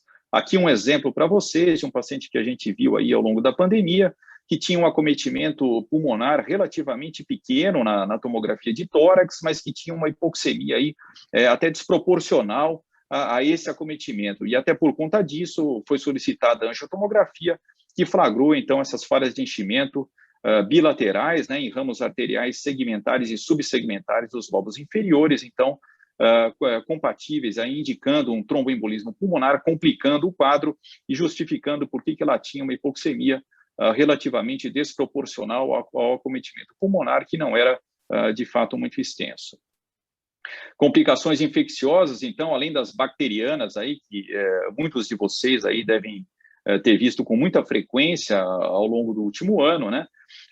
Infecções fúngicas têm sido descritas nesses pacientes, né? Esse é um caso que nós acompanhamos no hospital, em que o paciente tinha um acometimento extenso do parênquima pulmonar bilateral, ele também ficou internado em terapia intensiva, ventilação mecânica e tudo mais, as alterações aí características da COVID-19, vidro fosco, pequenos focos de consolidação bilaterais, mas em determinado momento ele desenvolveu essas lesões escavadas aqui no segmento anterior do lobo superior esquerdo, algo que a gente já comentou, é bastante raro aí na COVID-19 isolada, né? Então sugeria a possibilidade de uma co-infecção. Esse paciente foi para broncoscopia, o diagnóstico foi de aspergilose pulmonar.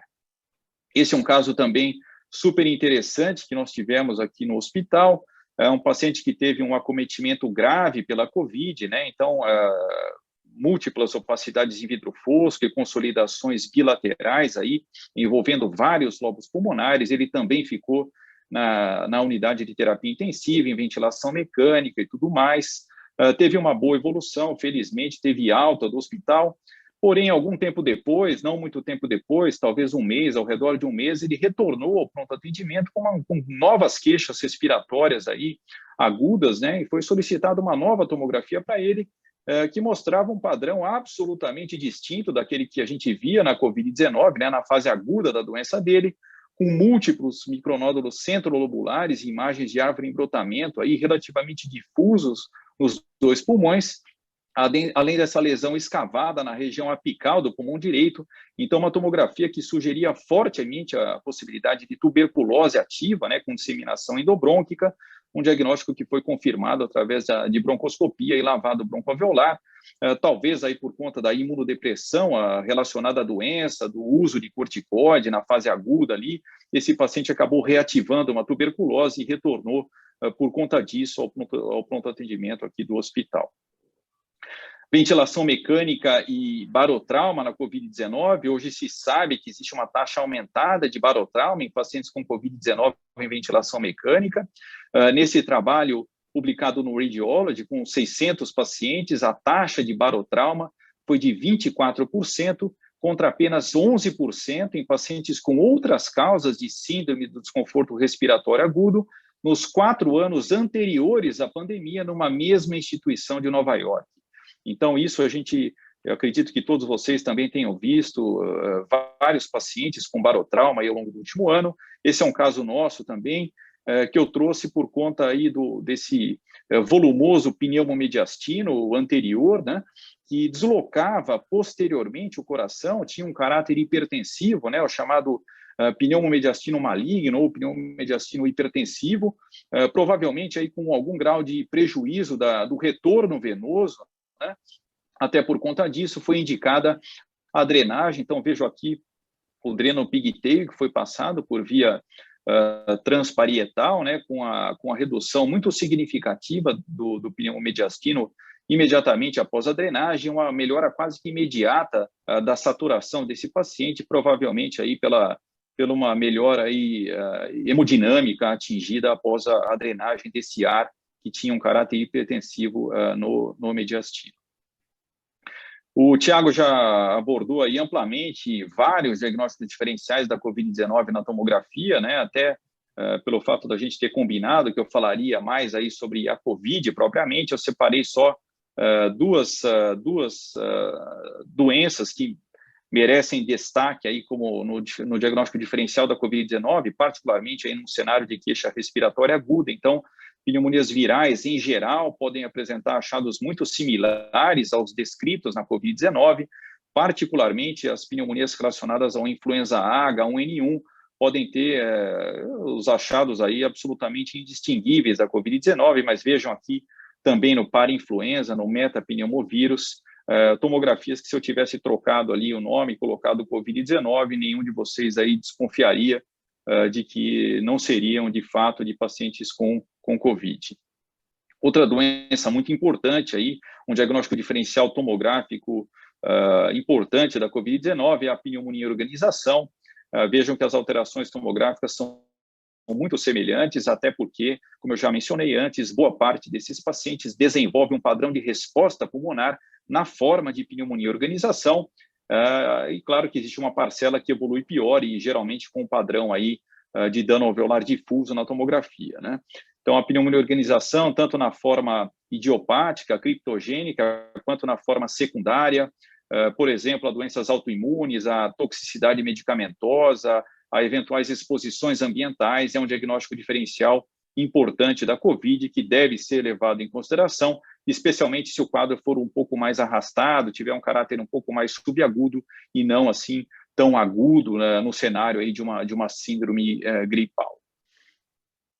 Aqui fazendo um pouquinho um link aí com a apresentação do TER, então algumas armadilhas na tomografia de tórax de pacientes com Covid-19. Vejam esse paciente, ele procurou o pronto atendimento, ele tinha um quadro clínico aí de síndrome gripal, fez a primeira tomografia e tinha essas duas pequenas opacidades em vidro fosco, periféricas nos lobos inferiores, né?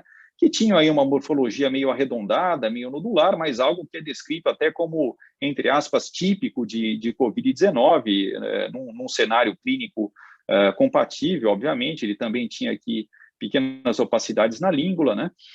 No segmento, ele piorou do ponto de vista clínico, a tomografia dele também piorou significativamente, um padrão aí muito sugestivo de Covid-19, o diagnóstico foi confirmado através do PCR. Depois, aqui já na fase de absorção da doença, as alterações um pouco mais reticulares, né, um pouco retráteis, um pouco irregulares, como a gente vê geralmente nessa fase da pneumonia relacionada à COVID.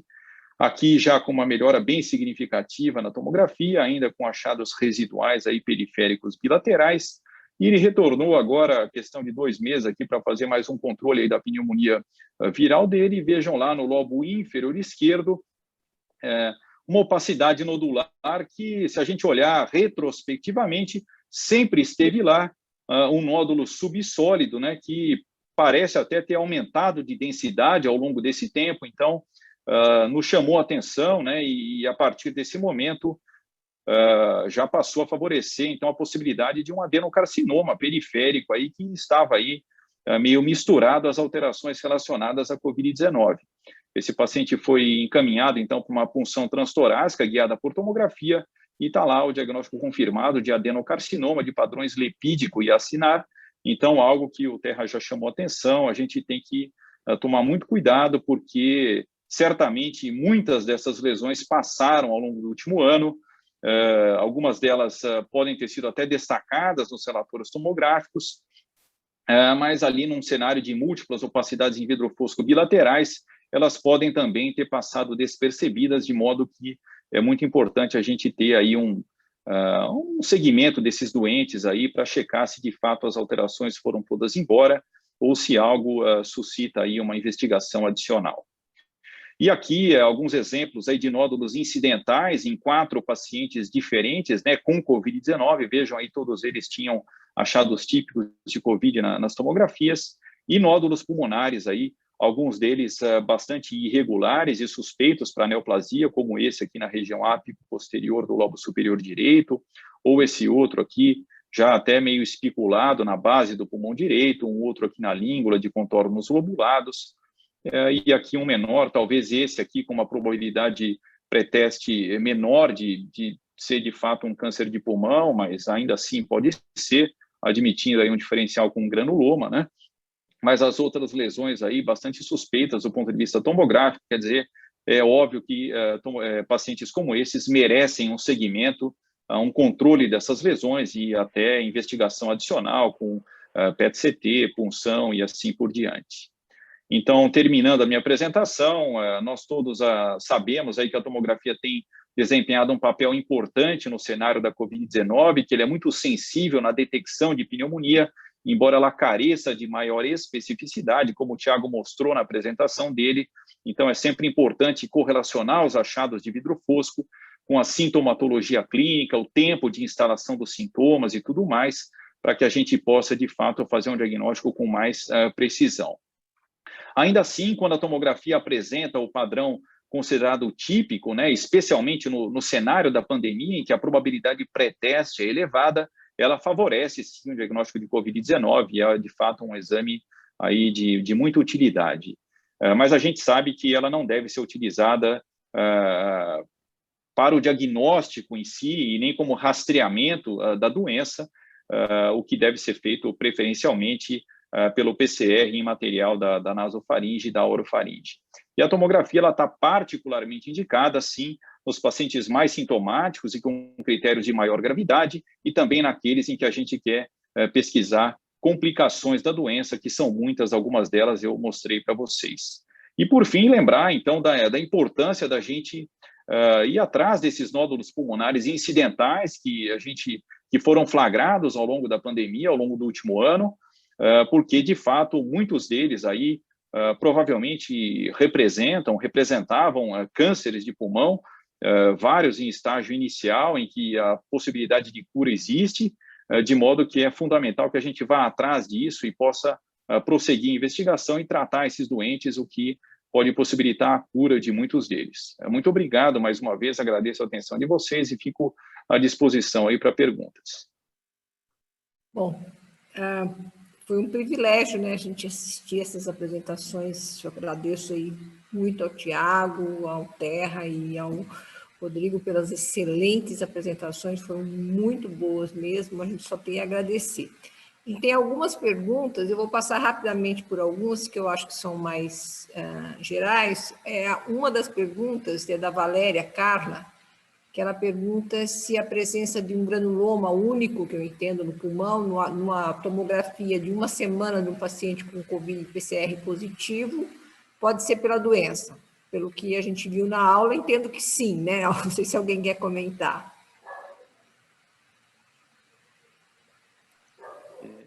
Doutora Irma, eu não entendi se a questão é mais relacionada a um nódulo sólido, assim? Pelo que eu entendi, ela chama de um granuloma, de um único no pulmão, no achado de tomografia de uma semana de um paciente com Covid e PCR positivo. Tá, se a questão for relacionada ao aspecto tomográfico da lesão propriamente, né, então acho que é importante ter em mente que, assim, os nódulos, particularmente os nódulos sólidos, né, eles não são habitualmente observados em pacientes com Covid-19, tá? Então, os nódulos que a gente pode atribuir à doença, né, são, na verdade, a gente acaba nem descrevendo muito como nódulos aí no nosso relatório, a gente acaba chamando de opacidades em vidro fosco, com a morfologia aí meio arredondada, meio nodular. Então, seria um diagnóstico diferencial aí com aqueles nódulos subsólidos, né? Nódulos ou totalmente em vidro fosco, ou nódulos semissólidos, que aí, de fato, podem simular Covid-19, mas geralmente as doenças granulomatosas, né, infecções granulomatosas, não se apresentam na forma de nódulos subsólidos, né? O mais frequente de um granuloma é ele se apresentar como um nódulo sólido. Então, acho que, pensando em termos de nódulos, assim, os que acabam fazendo mais diferencial com a Covid-19 são os nódulos semissólidos, né, subsólidos, os adenocarcinomas particularmente, né, e outras causas aí benignas de alterações que podem se apresentar com esse aspecto nodular em vidro fosco, como a pneumonia em organização, as doenças eosinofílicas e assim por diante. Eu não sei se era exatamente isso, se eu respondi a questão dela, se alguém quiser complementar também, fique à vontade. Eu também não fiquei muito segura a respeito do tipo do nódulo, se era um nódulo sólido ou não. Eu entendi que, como ela chama de granuloma, que sim. Tem uma pergunta na verdade é um comentário da Marcilé, que fala a respeito da pneumonia e organização criptogênica, que você acaba falando, né? Acho que o Tiago também, que ela pede para falar um pouco a respeito, porque ela está com o paciente internado solicitando broncoscopia. Tiago, você quer comentar alguma coisa da pneumonia em organização? Eu só gostaria de comentar que, assim, dentro do contexto de COVID, a imagem, se a paciente tiver realmente um COVID positivo, essa imagem que simula uma pneumonia em organização criptogênica, ela, na verdade, pode ser um achado usual, não tão comum, na verdade, da COVID em si, né? Então, assim, não chamaria de criptogênica ainda, a não ser que a gente realmente afastasse aí outras causas que pudessem dar esse tipo de padrão radiológico, e se for esse realmente o caso, de pensar realmente uma paciente que está se apresentando como uma pneumonia criptogênica, foi descartado COVID, aí pesquisar para pneumonia criptogênica mesmo, avaliar hematograma e o contexto clínico. Mas se a paciente tiver COVID positivo, não chamaria de pneumonia criptogênica não, mas essa pode ser uma apresentação até presente aí nos pacientes com COVID. Tem uma pergunta aqui, obrigada, Tiago. Tem uma pergunta aqui do Rodolfo Leão para o Dr. Caruso, que elogia a apresentação. Aliás, tem muitos elogios para todos, né? Foram muito boas. Gostaria de perguntar ao Dr. Caruso se existe oportunidade para ter uma padronização dos laudos de TC em relação aos nódulos detectados incidentalmente. Aí ele faz mais alguns comentários, né? Então, acho que, na verdade, ele está pedindo aqui se existe alguma possibilidade de ter uma padronização para esses nódulos incidentais, para avaliação dos nódulos incidentais. Então, assim, eu mostrei aí na minha apresentação alguns exemplos que nós tivemos no hospital aí de pacientes com COVID-19 que apresentavam nódulos aí com características especialmente aqueles que tinham características mais suspeitas do ponto de vista tomográfico, né, em que a gente procurou, assim, ao longo da pandemia, chamar a atenção para essas lesões, né, e para que isso, e procuramos deixar explicitamente uma recomendação de que esse paciente fizesse aí pelo menos um segmento tomográfico após a resolução do quadro agudo, né, uma vez resolvida a questão da COVID-19 propriamente dita, né, para que esse paciente retornasse para um segmento tomográfico, né, como uma medida inicial aí, né, buscando então saber se essa lesão permaneceria estável ou não, ou até nos casos aí de fato mais suspeitos, como alguns dos que eu mostrei para vocês, né, já havia uma recomendação de uma investigação adicional, uma vez resolvida a questão aguda aí do paciente, o quadro de pneumonia viral, tá? Eu acredito, assim, pensando em termos de, falando só de Brasil, tá? Mas, enfim, poderíamos falar em termos de mundo até, mas falando de Brasil, eu acho que, imagino que até por conta da demanda, que foi realmente uma coisa muito impressionante aí para todos nós, né? Vocês clínicos, intensivistas, emergencistas e mesmo na radiologia, né? Eu acho que seria muito importante, de fato, que a gente, de alguma forma, buscasse ativamente esses doentes, né? E fosse atrás, porque, na verdade, uma situação que nos preocupa muito, assim, muitos desses pacientes não tinham, talvez não tivessem aí um clínico, né, de um médico que fizesse um acompanhamento regular aí deles antes do quadro de COVID, né? E assim, a gente sabe que a porta de entrada desses pacientes acabou sendo o pronto-socorro na imensa maioria dos casos, em que muitas vezes aí o que se quer fazer é resolver ali a questão aguda do doente, especialmente ali com toda aquela pressão da COVID-19, né? Então, uma coisa que preocupa a gente será que uma vez resolvido aí o quadro de pneumonia, uma vez que esse paciente foi orientado a procurar um pneumologista no futuro aí para, olha, o senhor tem, além da pneumonia aqui, dos achados de COVID, o senhor tem um nódulozinho aqui no pulmão de 1 centímetro que merece aqui um segmento com um pneumologista, com um cirurgião torácico, uma repetição da sua tomografia e tal. Será que esses doentes, de fato, vão procurar um pneumologista, um cirurgião torácico, vão retornar para fazer suas tomografias de controle, vão fazer uma investigação adicional. Isso é algo realmente preocupante, porque às vezes a pessoa, uma vez passada aquela ansiedade, né, aquele nervosismo ali de, putz, será que eu vou morrer, eu não vou morrer de Covid? Talvez esqueça o fato de que tinha lá um nódulo de pulmão, um pequeno câncer que podia ser curado e que talvez volte aí no futuro já num estágio aí em que a possibilidade de cura acaba sendo muito menor. Aí não sei se o Terra quer dar uma complementada. Eu acho que isso é algo que a gente realmente precisaria buscar ativamente, porque é preocupante aí o que pode vir a acontecer. O doutor Terra levantou a mão, então acho que ele quer complementar alguma coisa. Eu já vou pedir para o Terra responder uma pergunta, que depois nós ficamos o Danilo autoriza ou não mais perguntas. A respeito do pneumomediastino, que critério que tem sido utilizado para fazer uma abordagem do pneumomediastino em casos de Covid? Então, Terra, você pode comentar as duas coisas, se você puder, por favor. Claro, obrigado, irmã. Não, eu queria reforçar a importância dessa pergunta do Rodolfo, porque realmente a gente recebeu muitos laudos, Caruso, não obviamente os seus laudos, mas de outros serviços menos especializados, no qual a impressão que dava é que a tomo era para saber se o paciente tinha Covid ou não tinha Covid. Um laudo bastante sucinto, e acho que a gente precisa entender, e eu acho que você pontuou isso também, que pela pressão que todo o sistema sofreu, muitas vezes o radiologista que estava lá era o menos experiente, a pessoa que estava atendendo o paciente era pouco experiente com coisas pulmonares, e assim, muito provavelmente ninguém viu muitos desses nódulos aí que a gente tem, ou então se o radiologista viu, isso não foi reportado, e não tendo sido reportado, ninguém mais vai ver. E eu acho que esse comentário que você fez foi bem interessante, porque a grande maioria desses pacientes não faziam um segmento e eles vão ficar perdidos no sistema.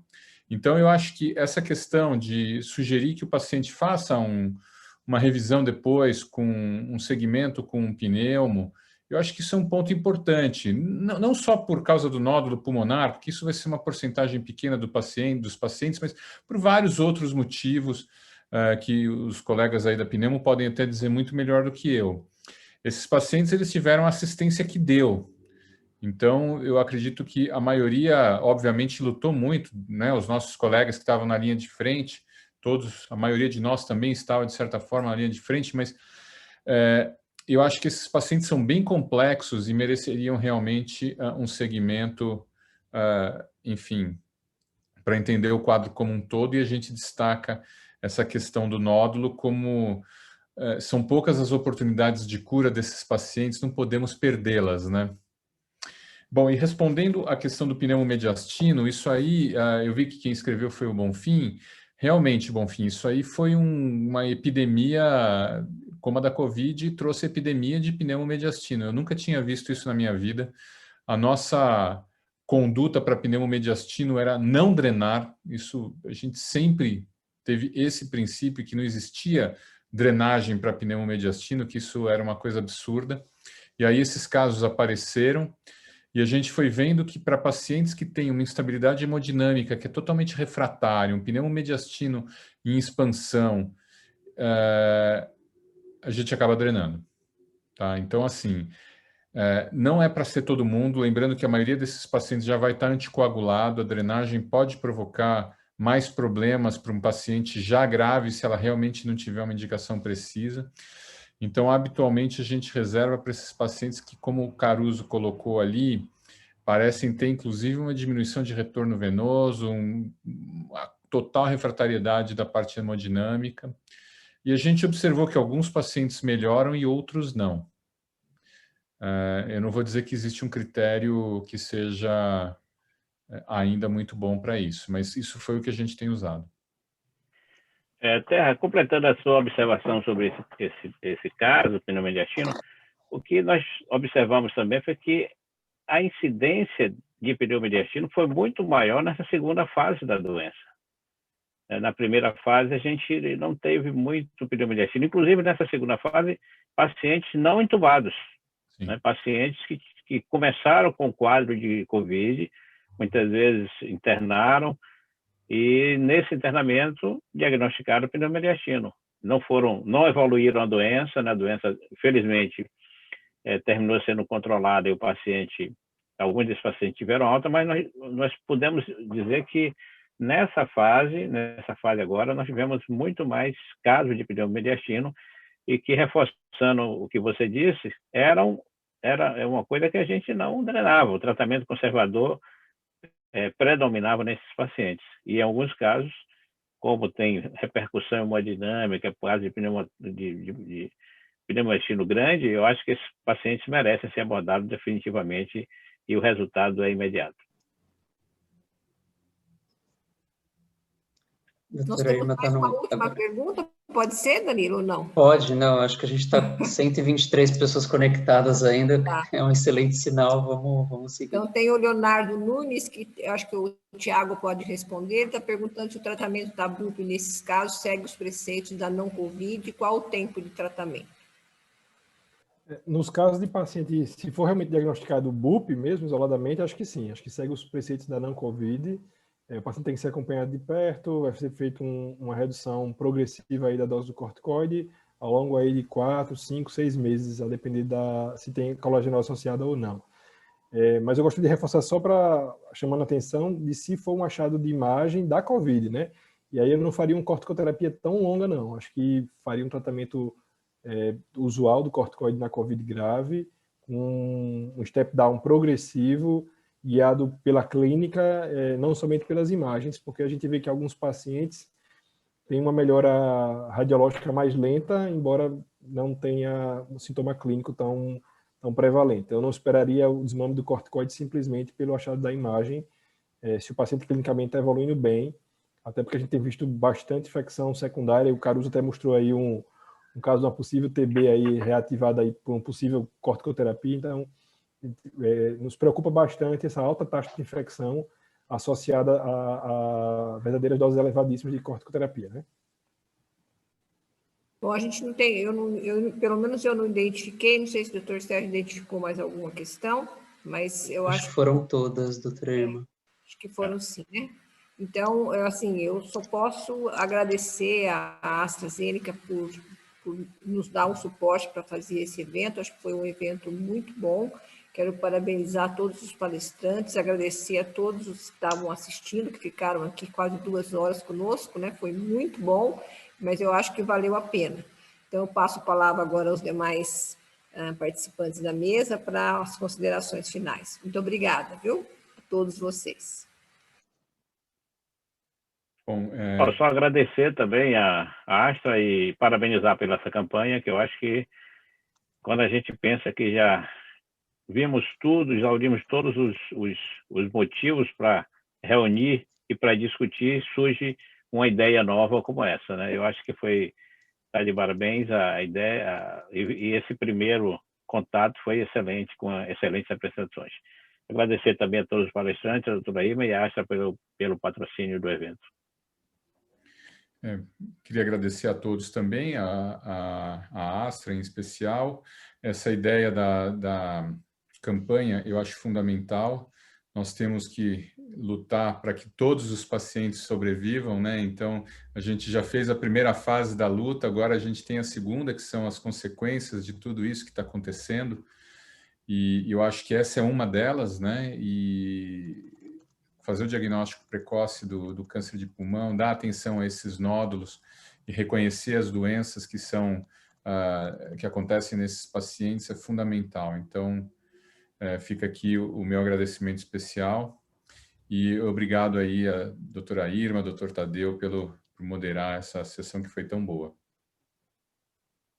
Também gostaria de agradecer aí a oportunidade, agradecer a AstraZeneca, ao doutor Sérgio, a doutora Irma, ao Terra, ao Tiago, ao Danilo. Foi um prazer aí participar com vocês e foi de fato aí muito interessante a discussão. Eu Aprendi bastante aí com vocês também, muito obrigado, viu?